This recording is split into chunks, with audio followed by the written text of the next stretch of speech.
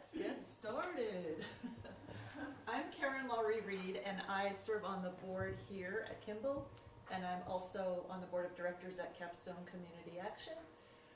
So I have a pretty deep interest in this kind of stuff, and I think probably since you're all here sitting with us, you have an interest in those things as well, and to the folks that are calling in or listening in. So I just want to do a little intro here before we get started. Kimball Library welcomes you to our Snapshot event, A Bridge Across Two Vermonts, with Will Eberly, who I just realized I had met previously, which was delightful. Snapshot is Vermont Humanities' weekly, live-streamed program that hosts a variety of speakers at public libraries each year. We extend our thanks to our partners at Vermont Humanities, as well as to the generous underwriters who make it possible for us to offer such rich and robust programming. The sponsor of our entire Snapshot series is the Vermont Department of Libraries, woohoo! The Institute of Museum and Library Services, and the Alma Gibbs Dochian Foundation. Tonight our speaker is Will Eberly. Will trains, consults, speaks, and informs policy on trauma, homelessness, mental health, and addiction recovery, supported employment equity, educational access, and economic empowerment nationally. Will is the Director of Weatherization and Climate Impact at Capstone Community Action. Prior to that, he served for 2 years as the Executive Director of Recovery Vermont, the Vermont Association for Mental Health and Addiction Recovery, Vermont's oldest and largest recovery organization, and a Field Director at the Vermont Agency of Human Services, and the Executive Director of Another Way, a mental health drop-in center, for 6 years respectively. Will started his career as a street outreach worker and an at-risk youth trainer and mentor. He has overcome homelessness, addiction, and mental health challenges. We welcome Will to Kimball.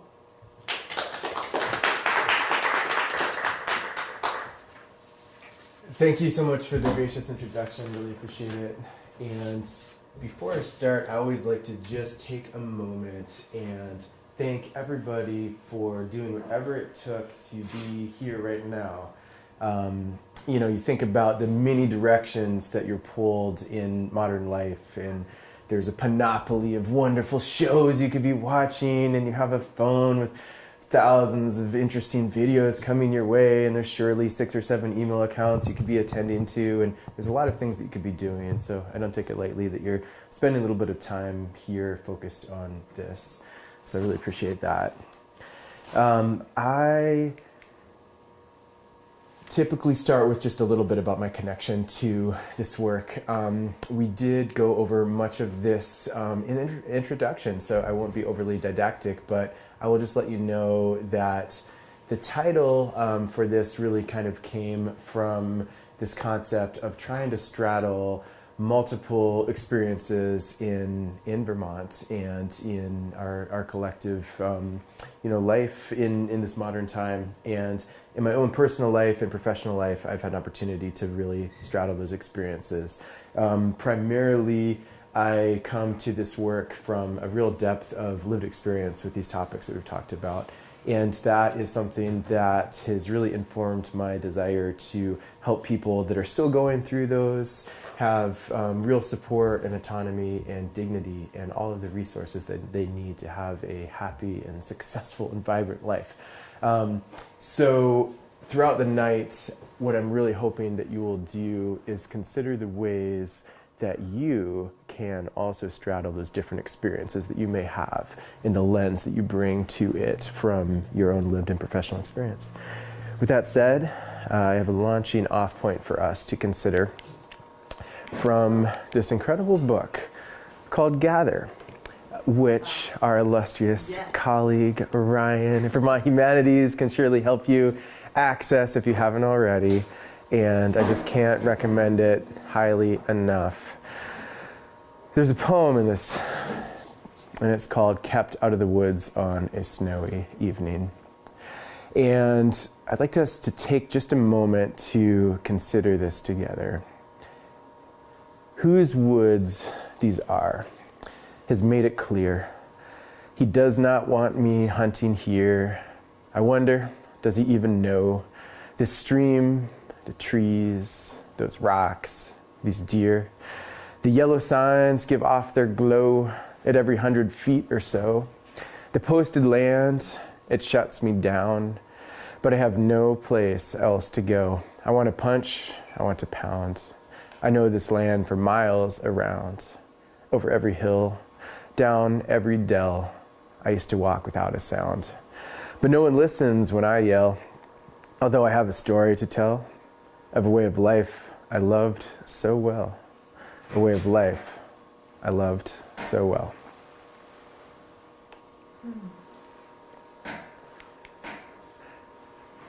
So this leads me to ask you to consider for a moment this question, which is Vermont for everyone? Is this place for everyone? And at this time, if we were all in the same room, not separated by our little Zoom screens in our respective corners of the states, I would ask you to break out into the different corners of our room and spend some time having an interactive conversation about this. But instead, I'm going to invite you to think about this for just a moment by yourselves. And what I'd like you to do is think about these posted signs in our state. And think about, have you been in a position where you felt the need to post your land for any number of reasons relative to safety concerns or any other thing you might be able to think of? And what would that feel like? And what were some of the reasons that led you to do that? And then conversely, I want you to think about if you have had an experience of exploring Vermont, hunting or fishing or foraging or trail running or walking with your dog or whatever it might be. And have you had an experience of all of a sudden there were some places that had been your favorite place to find morels or catch brook trout or whatever it might be that suddenly were no longer available. And what you saw instead was tree after tree after tree of posted signs. And how did that make you feel? And altogether, does this point you in a direction of thinking that this place that we love is a place that really and truly is for everyone? So I'm going to close your eyes if you're comfortable doing that and just think about that for just a moment.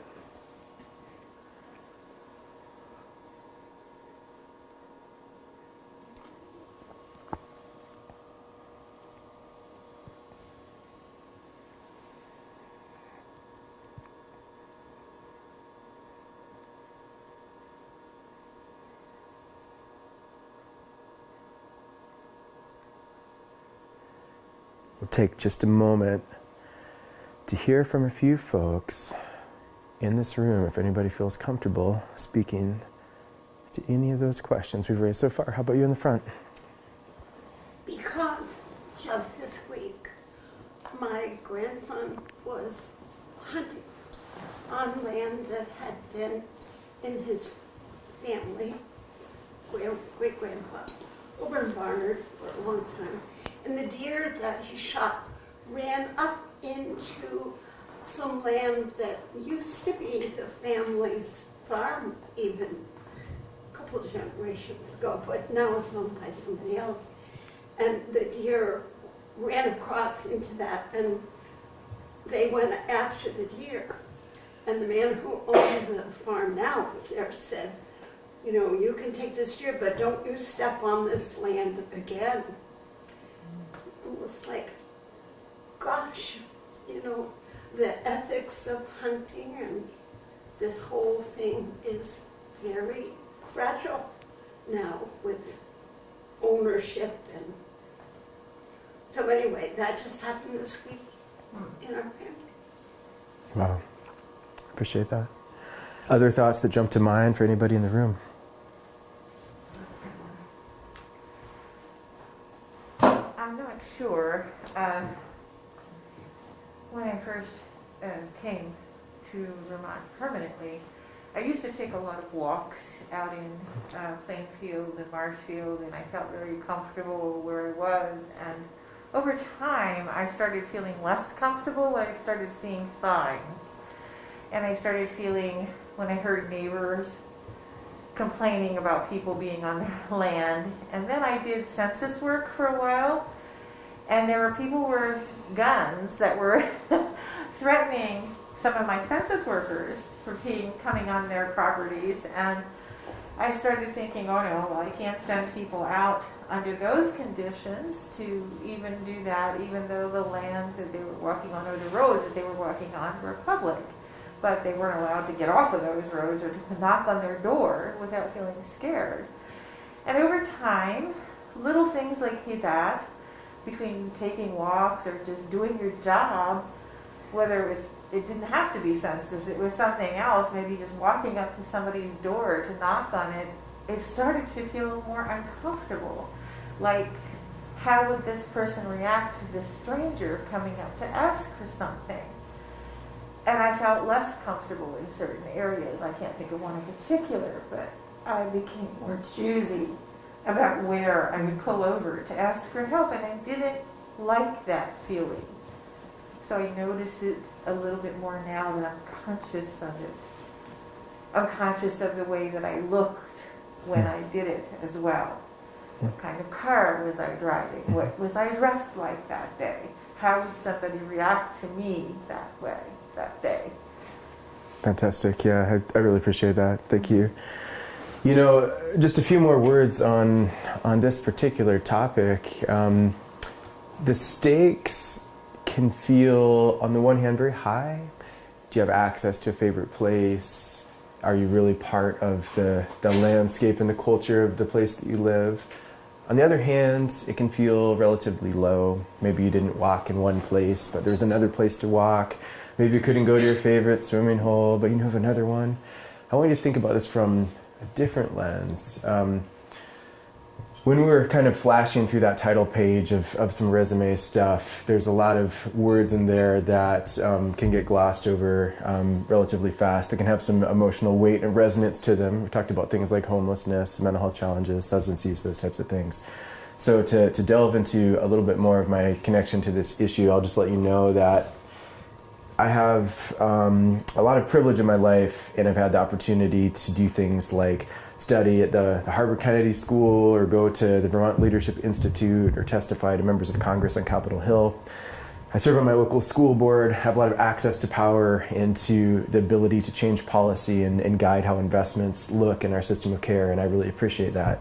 Really recently in my own life also, I was a person who had to think about where I could sleep that night. And when you have everything you own on your backpack and you're trying to find a place to just physically put a tent and lie down and have a restful night and not worry about your safety or how other people might think about you if you're perceived as a threat or something like that, when you see a sign like that, it very clearly sends a message that that is not for you. You're not welcome there. You're not part of this place. And I really encourage you to think about the weight of that for so many people in our state right now. We have so much to be proud of in this beautiful place that we love. And at the same time, we know that we have almost 4,000 people experiencing homelessness across our state right now. And there's been an exodus of people leaving state-funded hotel programs as the funding has dwindled and the pressures have continued there. And that really does translate to existential threats for people. And in some cases, that is a very literal thing. There was a tragedy recently in the community of Montpelier. 2 long-term beloved people in the town who many people had known for just many years died in a tent outdoors just a few days from being granted a hotel room. And everybody that knew them knew that they would literally give you the clothes off their back. They volunteered every chance they got, staffed warming shelters, helped with anything they possibly could, and were totally beloved in the community. And you know, they died alone in a tent in some corner of woods that really shouldn't have been how that went down. So I want you to think about the opportunity that we each have in our own lives to cross that bridge between our different lenses and our different experiences, and the ways that we might extend some grace to people coming from a different perspective and use some of the privilege and the influence that we have garnered in our own life to give people the tools that they need to be okay and to thrive and to meet their potential. And we're only on the first slide. We've gotten really heavy. So let's try to move along to some other terrain here. So this is another place where if we were all in the same room, we would break out in these conversations and spend 5 or 10 minutes getting to know each other and talking through some of these things. And then we generate a nice list and then talk about that as a full group. But I thought it would be a lot easier with the format we've got tonight to avoid a small group activity. So I will tell you a few of the thoughts I have about this and then encourage you to also think about it and to give some reflections that you might have on this topic also. When we've had this conversation in other parts of the state, one of the very first things that has come out of this is this idea that we are increasingly having differentiated experiences in contemporary life. You can find yourself spending entire days, weeks, months with people who largely agree with you, who have the same sources of news, who are having the same information, and who don't necessarily have to disagree in any substantive way or have any conflict about it. And as a result, we are perhaps less comfortable than other times in our human history about gracefully moving through conflict and finding that middle ground that we can agree on and collectively working through some of these issues of tension. In my own life, I can think of people in my family that believe totally different things than me, that have found communities of other people who believe those same things. My brother believes in a flat earth, and he goes to flatearth.globe and finds all the information he could want. Joking, glad you caught that.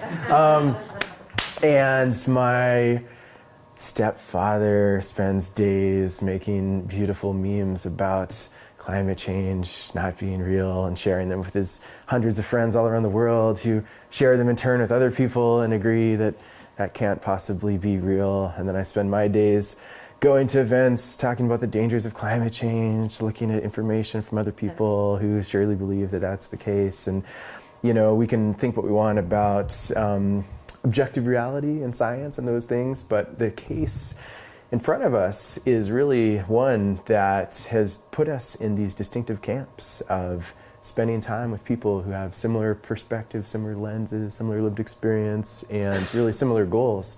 And as we think about this chasm widening, what has been determined in so many of these conversations around the state is our best chance to move out of that is to find the opportunity to rebuild bridges with people that don't agree with us, that think about things totally differently, that have different experiences and perspectives, and find ways to actually get to the place of collaborating in real ways to overcome some of these issues.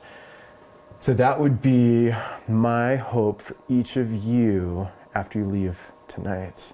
You go off into the world and live the lives that you live and find opportunities to really spend some time with people who are different, who think differently, who have different experiences, and find ways to find concrete examples to make real changes in your community, in your own sphere of influence that will help us with these larger things that we're seeing around homelessness, around substance use, around mental health challenges, etc.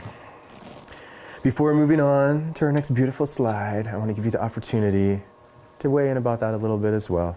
And please feel safe to pass if you'd rather not talk about it. But if there's something you'd like to say about it, feel free to jump in.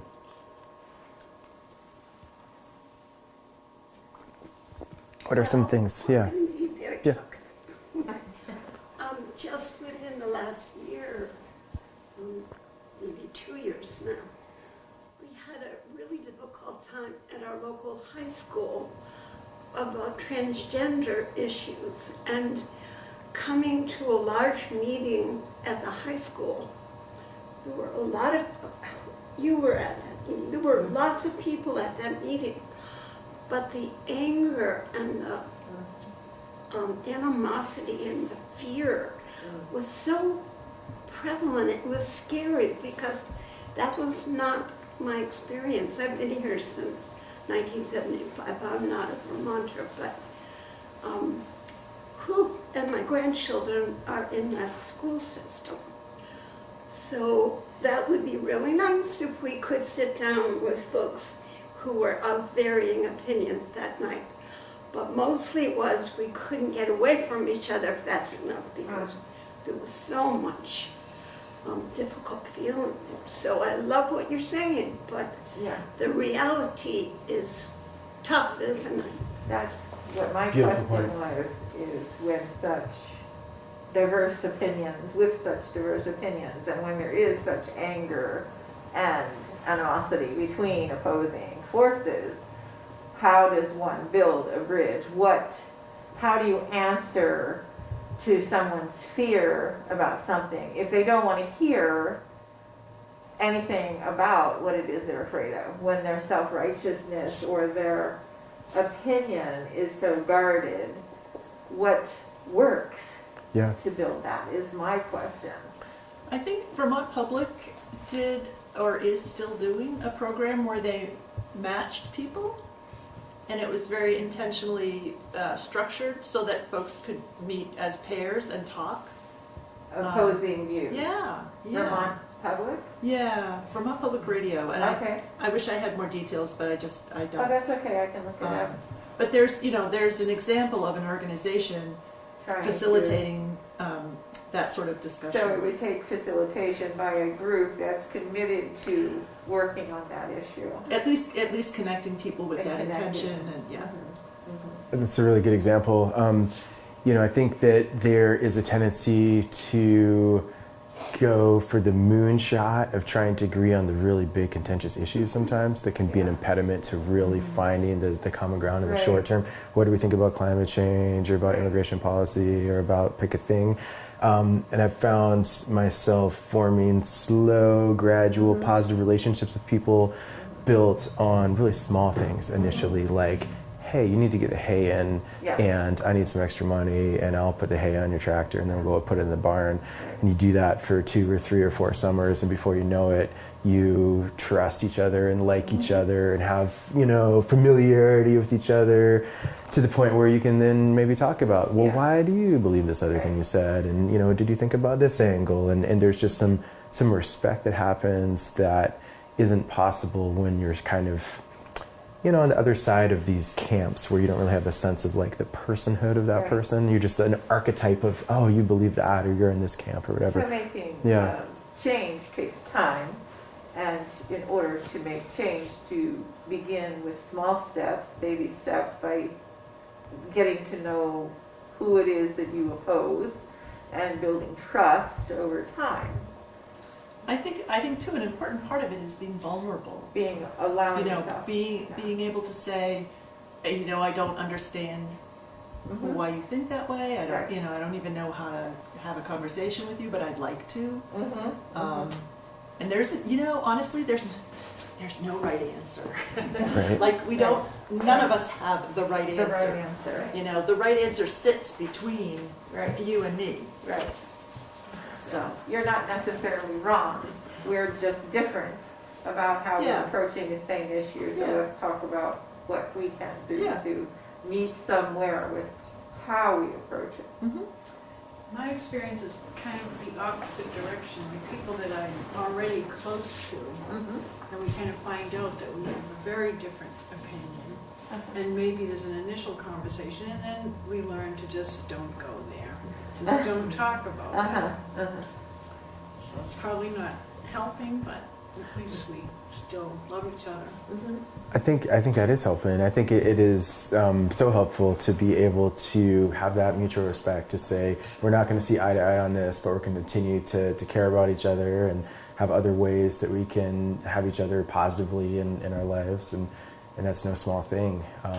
It's a really good example. Yeah, and it seems like there can be just, I hate to say the word mundane, but it's the one that comes to mind, things that are just common points of interest that can really blossom into these larger friendships and opportunities to support your community. Taught youth sports, coached for a lot of years, and that can be such a great equalizer. You're on the, playing baseball or playing soccer, and you know, you're all there because you really care about supporting the kids in your community and giving people opportunities, and maybe you just love this sport, and you know, you spend some summers doing that, and before you know it, you're inviting each other to each other's barbecues or whatever it is, and oh look, you know, the election sign in your yard is the opposite of the one in my yard, and you know what you brought to the barbecue, I don't need that, but hey, we're still laughing and talking about, you know, baseball or whatever it is, and over the course of a bunch of years, you form that relationship that is going to get you to the next spot where you say, okay, you know, we're not going to agree on mental health or on substance use, you know, recovery or harm reduction or whatever, but I know that I respect you, and that I trust you, and I know that we're not going to make any real improvement in our community if we don't pull in the same direction on this, so let's get together and try to figure this out in a way that has some real respect behind it. And I just don't think there's any shortcut for building those relationships, and I think part of the problem, the pickle that we're in, is we try to fast track that to say, okay, let's take a bunch of strangers that have no form of basis or shared experience or real mutual regard, and let's just right away find a way to work together, to trust each other, and that isn't how the trust thing, you know, works. Change moves at the speed of trust. You know, it sounds trite, but it's just such a truism. So, yeah, I'm going to pause for a moment and just give people a chance to add some other stuff to this part of the conversation. Well, I think the other thing is understanding, you know, asking questions to understand someone else's perspective. I think sometimes people think that if you're understanding or you're validating maybe how someone might feel, that means you agree with them. It doesn't necessarily mean that you agree, but you've got to be able to understand and validate it's their view. And again, I'm on the school board, so apologies. We have had some issues, and again, that isn't, you know, a public comment session is not a venue for helping two sides that see things very differently come together. It's you know, we're just getting a 3-minute dump of a perspective, and with a lot of times, you know, some heightened emotion behind it, and that's not necessarily the right venue for really getting to understand each other's perspectives. So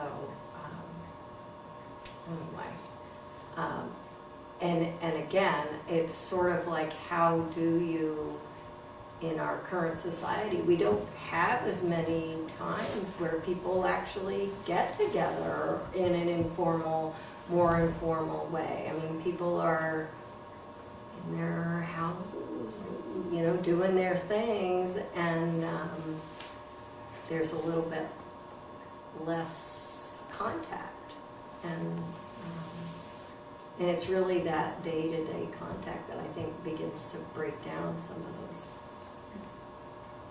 walls that have been built up over time.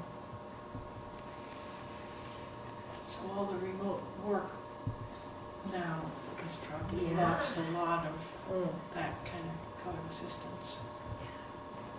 And you were saying your book group here is going to read Bowling Alone, which was written, I think, in the early 90s or maybe 96 or something like that. Sort of. Okay. Yeah. Pre-internet, so I think it's only grown. Yeah, since yeah. then. I'm in that book group. Okay. And so I'm yeah. But yeah, it kind of goes up to 2000. It was published in 2000. But Yeah. And he criticizes the last 25 years of the 1900s. But Yeah. he now has a movie, The Right. movie is linked to the book, based on the book, and but current.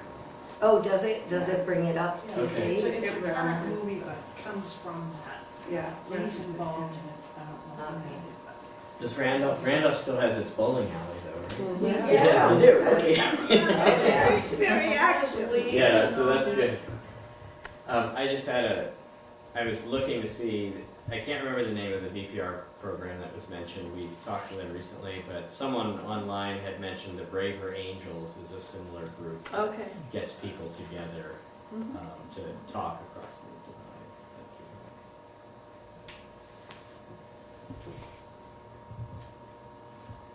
You know, another phenomenon that you may have experienced that is something that's come up a number of times in my career is this idea that sometimes when we've collated these experiences of, you know, it's safe, all the same people that believe the same thing are in the same place to come up with a solution for the thing that we agree is the answer to this thing, whatever, you end up with a series of, you know, recommendations or opportunities for people that are meant to support a certain experience, and very often the people that you're trying to help have no buy-in to that at all, and didn't have an opportunity to help guide that or to really shape what it looked like or have any real power in that process. And then so you end up with like a youth center that youth don't go to, or a program to support entrepreneurs to build, you know, a catalyst for community development, and then where's the people that are starting the businesses or whatever the case may be. So to whatever extent those of us that do have, you know, access to the money and the deciding factor, the ability to make decisions and to set policy, can really leave some real seats at the table for people that have that direct experience with the issue at hand. It is such a powerful catalyst of getting real buy-in, and then that is something that reverberates through the community. People talk, there's word of mouth, you know, my experience really matters, there's a real room for me in this process, you should come too, it's okay, da, da, da. And it just makes, you know, such a difference. That was something that I learned firsthand when I was running a community mental health center, and I had all of these ideas about what would be healthy, what would be helpful for people. Let's have yoga, let's have art, let's have music, we'll have a, you know, a beautiful meal with all this organic produce, and people will come in and we'll make this, whatever. And then people, you know, didn't want to eat the, you know, quinoa, you know, salad, and didn't want the kale chips and whatever. And you're like, okay, what would it look like if we say we're going to spend $200 and you cook? And then suddenly there's 60 people there, and they've made, you know, whatever. And maybe you wouldn't have said that that was the healthy thing or the thing that people, you know, liked. I learned that lesson more times than I should have, kind of rapid succession. Like, at first I thought, well, you can't have TV, you know, that's going to be like antithetical to, you know, human development, and you want to have art, and you got to have music, and here's all these books, and let's have instruments, and nobody shows up. And then all of a sudden someone says, well, what if we had, you know, a television? And you're like, I guess there's nothing left to try, let's give it a shot, you know. Suddenly, oh, you walk in the door and there's 60 people in the living room who were experiencing homelessness, were, you know, at risk of death from overdose, had been runaway youth, were at risk of recidivism, all these things that we worry about. All the people who are trying to get into the center, they didn't want to come to the yoga class, they didn't want to do the journaling group. Suddenly, you know, they're watching, you know, like the Night of the Living Dead or whatever, and you could say that's wrong, that's not healthy, that's not pro-social, that's not mental health, but there's the social connection being formed. People have a support network, they have a place where they have autonomy, where they, you know, and then that turns into other things, and people form friendships and help each other and find jobs and apartments, and it's transformational for people, all from the thing that you could kind of shepherd or gatekeep and say was the wrong thing. Smoking cigarettes, same deal, that's not healthy, can't do that. Stop smoking on the grounds, no more smoking. The 50 people that are there, gone. Don't see them for a month. Give up, let smoking happen again. They all come back. Suddenly they're coming to the meal, going to the garden, slowly going to the yoga class, doing the stuff, going to the gym, you know, cumulative huge health impacts that you could immediately not have happen if you were very didactic about what you need to be the correct way to do that. So just a theme I've kind of seen over and over, and a lesson that we cumulatively maybe are not learning as much as we should, that, you know, it isn't enough to kind of create a venue or to have some resources. There has to be real power for people that you're trying to serve in that process for it to really land. So let us now move to a story. So right after I moved to Vermont, I was dabbling in a lot of different things. I'd initially been a highway flagger, and I had the beautiful job of taking the highway flag and turning it from stop to slow, and then you could mix it up and slowly go from slow back to stop, and after a couple hours you'd have a chance to get back to slow, and very stimulating, engaging work. couldn't really hang for very long, so I found an opportunity to do some other things, run cash registers and gas stations at night, and counted the cigarettes and lottery tickets and mopped the floors. And at a certain amount of time, you're like, well, there's only so many cigarettes to count. I've got to find something else. And started to do the dishwasher prep cook tour, how to chop the salad into the right size and make sure the things are where they're supposed to be, and all of that. And then sooner or later, I found a person who was a builder who wanted to teach me how to do carpentry. And that was a total game changer for me, because suddenly there was enough complexity that you could spend all day learning new things, and no 2 days are really going to be the same, and there's a chance to just really devote yourself to more challenges and innovation and trying different things. And it was a real game changer for me. That was a really interesting introduction to carpentry, though, because what ended up happening was we had this huge job outside of Middlebury, and it was to take a barn that should probably be on the cover of like Martha Stewart Living as is, like, oh my goodness, that's the most beautiful barn anybody has ever seen. What a cathedral, what an homage to the barn vernacular. And to then systematically make that more fantastical and opulent. So we took this, 60 by 170 three-story beautiful barn with, the incredible wainscoting and original sash windows and all of these details, and very carefully dismantled all of those finishes to leave room for hand-hewn beams that we systematically put in, new joinery, and to cover it with barn board that we had got from these other barns all around New England, and to take the old steel latches on the sashes and replace them with, patinaed copper ones from the architectural salvage places, and, make it just this cathedral of, barn.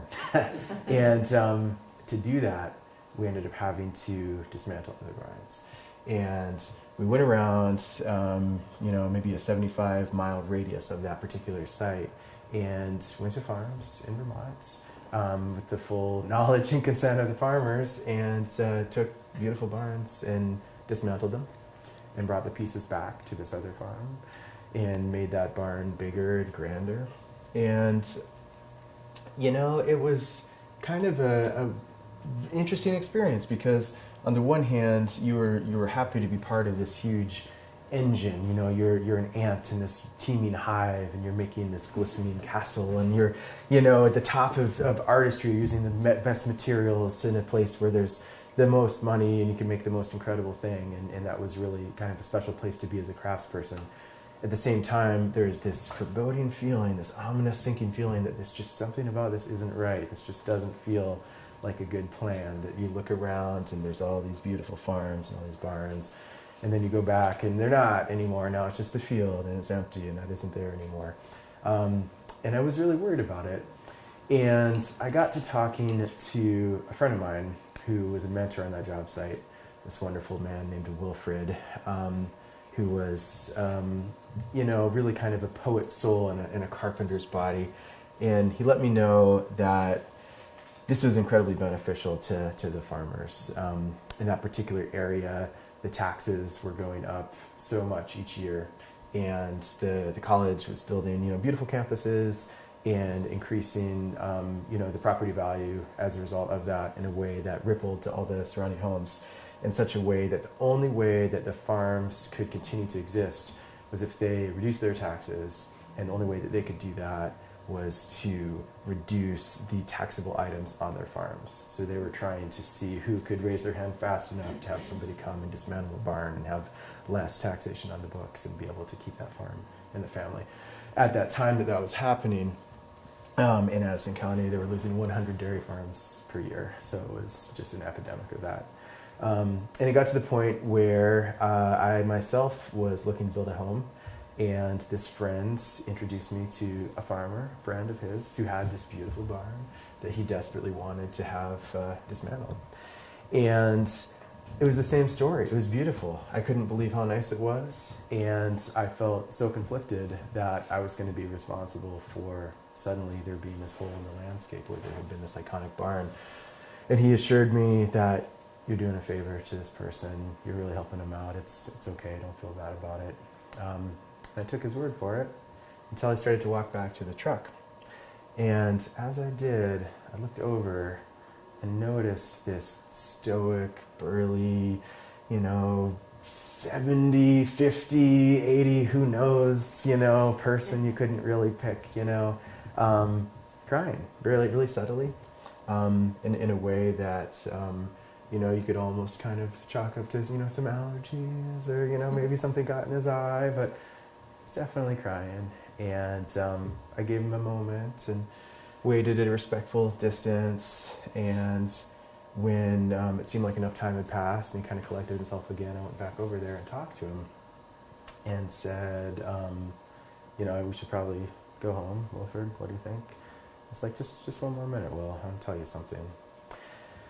And he said, as much as this is a great thing that you're doing and you're really helping this farmer out, when this thing got built, I was standing right here in the same place, and I was like 5 years old, crawling around in the grass, watching my dad and the farmer and all his friends put this thing up.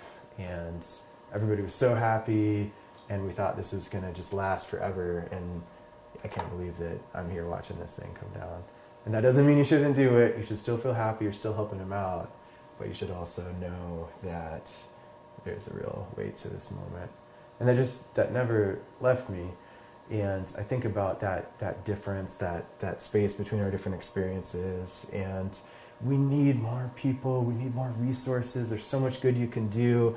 The philanthropy is so helpful. There's nothing more important than the sense that everybody that lives in our community is vested in it and should be part of it. And sometimes we create these real schisms between socioeconomic class, and that's not the lesson that I'm trying to convey, but it's just so important to really hold that weight of noticing how different people's experiences are and how much influence we can have to really impact what those experiences look like and to be perceiving that with open eyes. So that's a story that's always stuck with me, and maybe it will stick with you now too. Is that the barn? No. No, I wish it was, but it is not. But it's very, very similar. We dismantled a lot of slate roofs like that in the process of doing that. So, in our last little bit of time together, I want you to think about two things. What do you think actually helps get us through these challenges that we're seeing together? And what are you personally willing to do to make things better in your communities and in Vermont?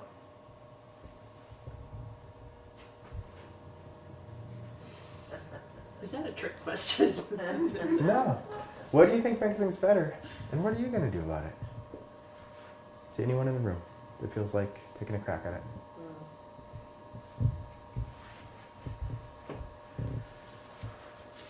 Okay, Please.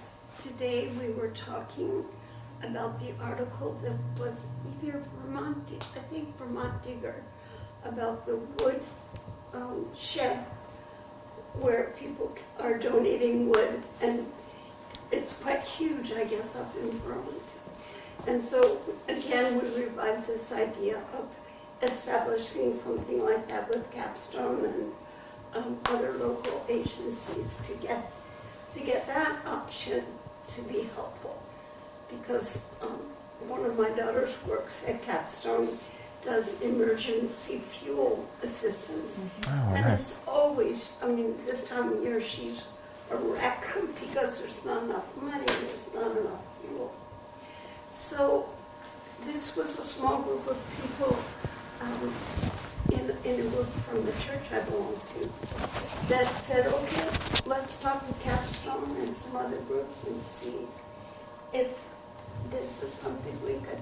Because in the article, that's a great article in Vermont Digger about fathers with their kids coming to, block up some stuff.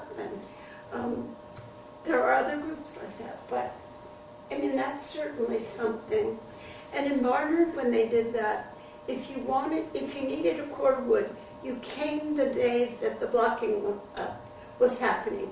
And you helped to put out your cord So kind of like Habitat. You help to build your house.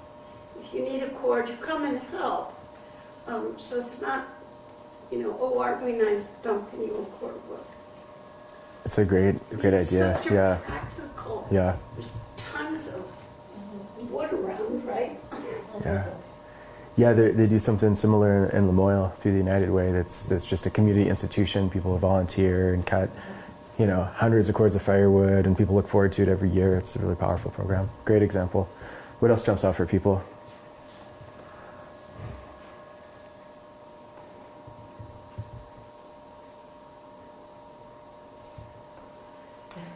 And I would encourage you to think about this.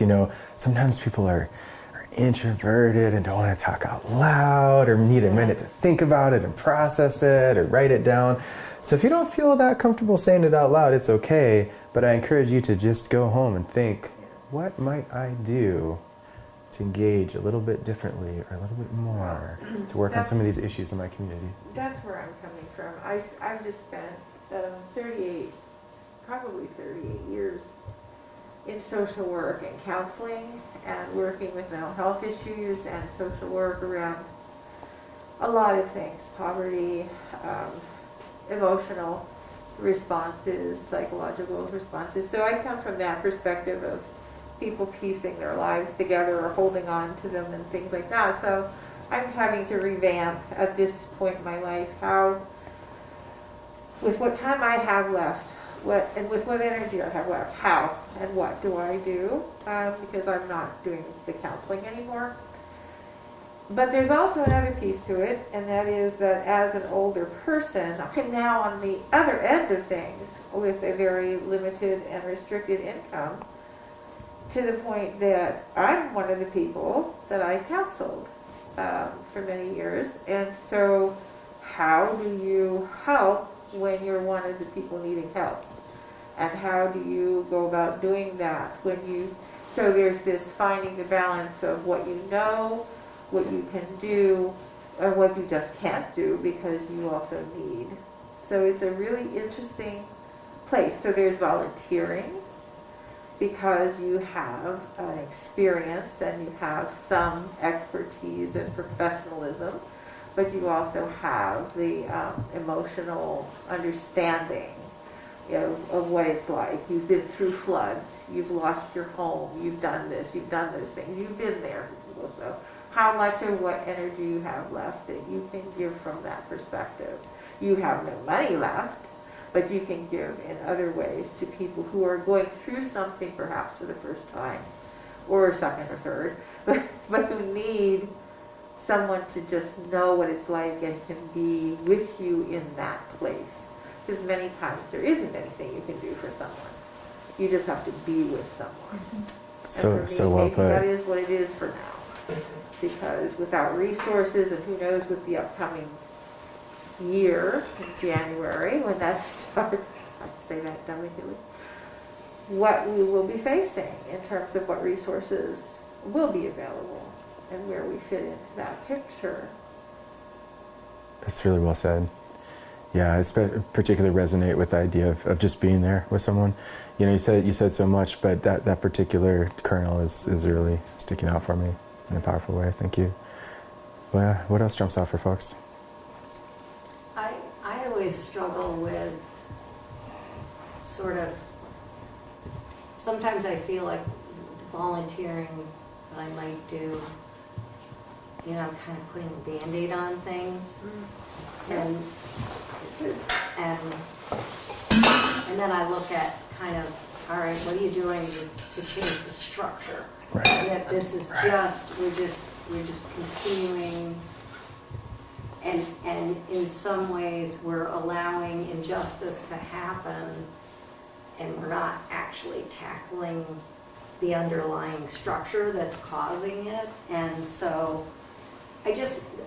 that's a piece for me that I've grappled with since I was a teenager, really. Sort of that idealism of, come on, why can't we just do the right thing? and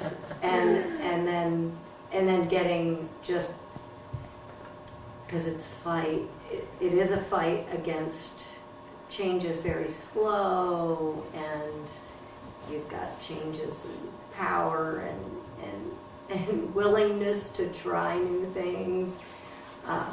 You just have an economy that sometimes is just on its own. It's a freight train, and it's going down, and there's an awful lot to try and steer it. So anyway, so I grapple with that, but I try and kind of balance, you know, actually doing the volunteer work, or before I retired, doing the work that I was doing, and then also just the activism of you know, whatever I can do at the very local level, the state level, and then the federal level to try and tweak the system to so that we're not just constantly putting Band-Aids on things that really we kind of know, but we just, it's getting the political will to actually do it. I think that's so well said. Yeah, there's so many of those structural elements for sure, and I don't think I've been in a conversation about Vermont challenges in the last 5 years that hasn't included the housing crisis, and that just has to be central to anything that we do, and this idea that we collectively have the opportunity to influence some of those investments and to really keep the attention on this idea of increasing affordable housing and the supports that allow people to really succeed once they're in that housing, I think is the absolute foundation of each of these issues that we're talking about. So that would be one concrete thing that I would try to kind of leave you with thinking about. You have this whole triage, all these issues to reconcile and think about and weigh, and they're all very important. And in this state, if we're going to solve any of these challenges, we need to exponentially increase our investment in affordable housing and supports, full stop. I think we're in our final moments. I'm going to leave a chance for any general questions that maybe people have, or to dive into any, you know, things that you had hoped that we would talk about that we didn't talk about at all.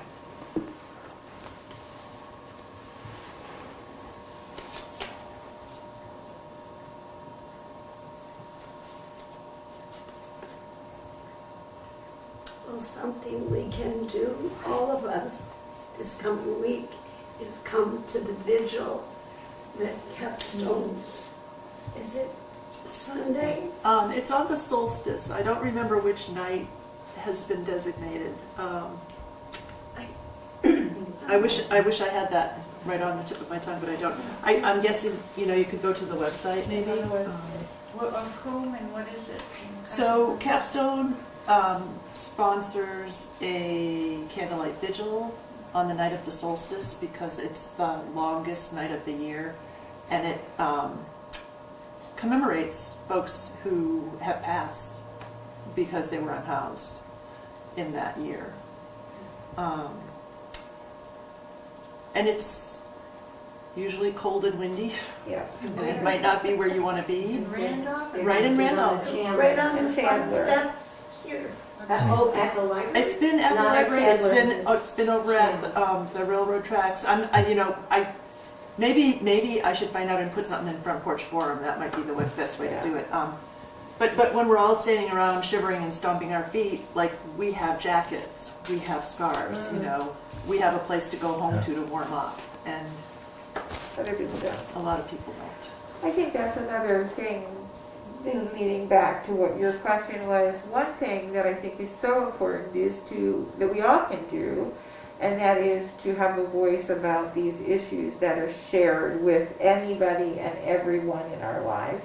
If nothing else, one person can tell 10 to 12 people at some point about the issues, so that we don't go to sleep, that we can at least keep people aware that this happened. We talked about it at a recent dinner, Jeannie, on Sunday at the church, when we were talking with the students, who were talking about how sometimes people don't see poverty, they don't see the homeless, they don't see the mental health issues, well, let's keep talking about it. Let people know that it's there. Because, and that we can do easily. I can talk all the time. I can share that with people. I can write articles. I can write letters. I can share the vigil that's coming up with friends. I can send emails to people. We need to take that responsibility on. If that's something we're committed to, if nothing else, letting people know so that they don't go to sleep with the fact that that problem is right outside their door. Yeah. You know, otherwise we become complacent. We let other people take care of it. Yeah. Or we think that the government will, and they won't. Hmm. You know, we'll be talking about the same thing 15 years from now if we let it up to somebody there. So that's an important thing for me to see, that it continues, so that the young people are educated with it, so that they know the history of it, so that it's not continually repeated. Nice. I think we have time for one person to have the delicious distinction of the final word. If there's one among you who would like to pluck that wonderful.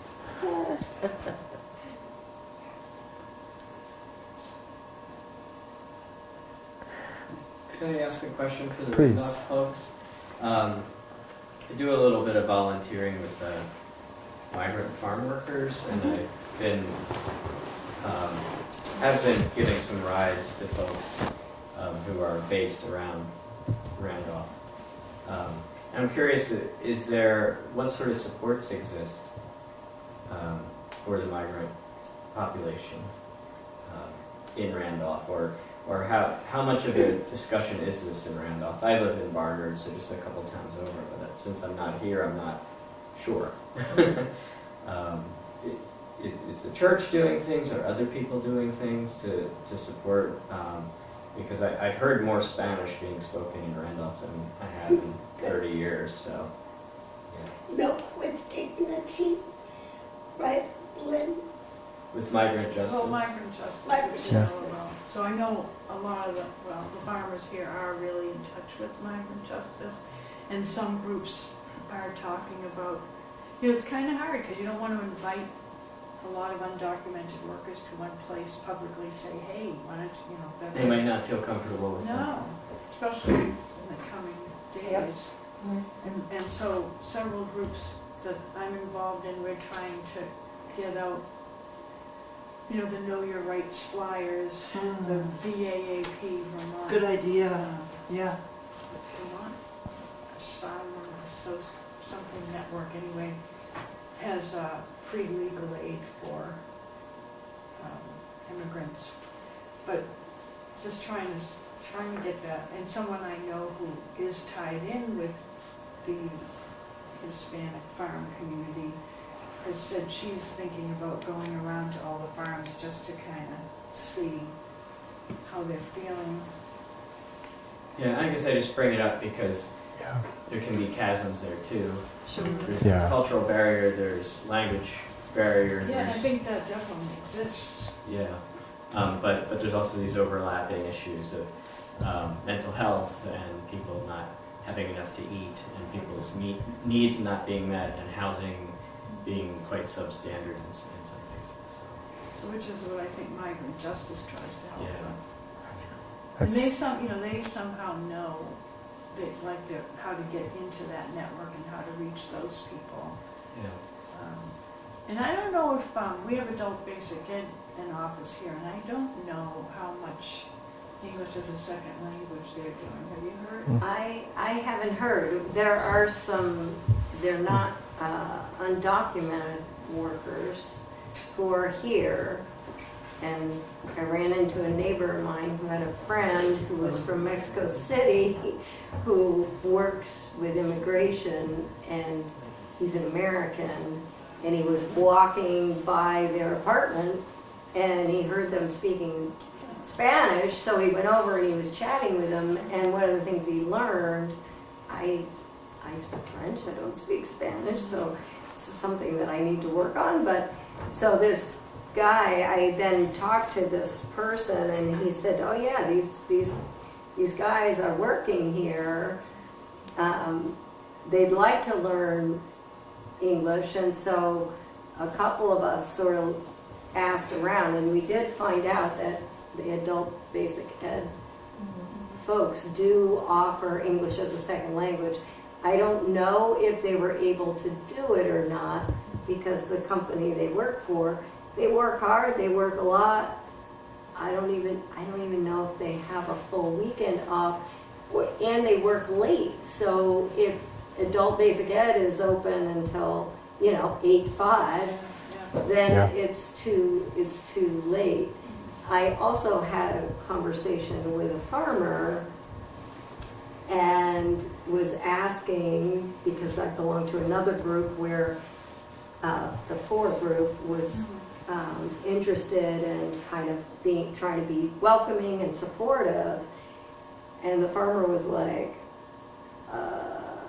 and I said, would you, as the farmer, be willing to kind of share a little bit of, what we might be able to do to be helpful?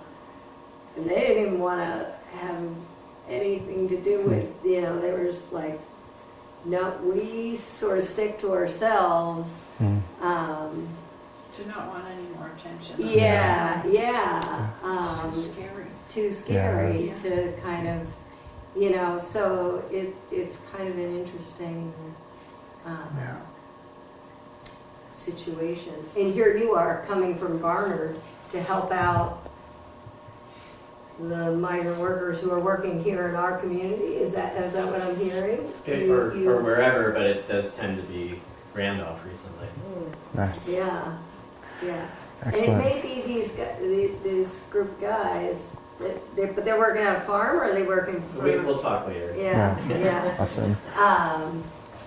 It's interesting. And then I spoke where the farmers market.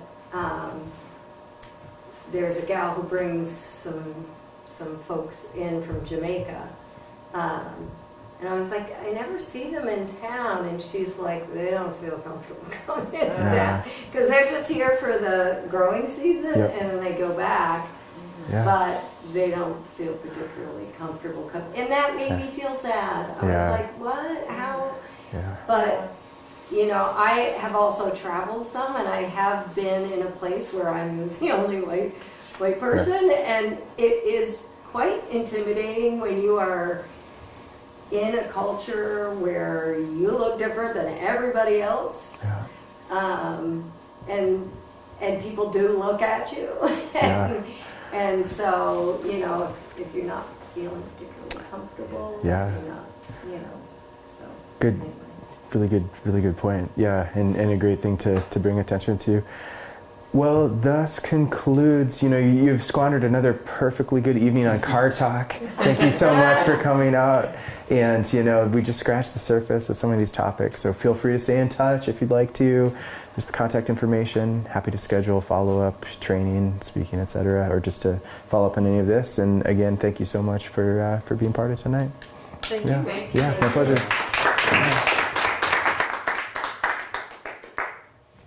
We had, I think, about 30 people joining us online. Wow, that's great. And for us with the snapshot program, starting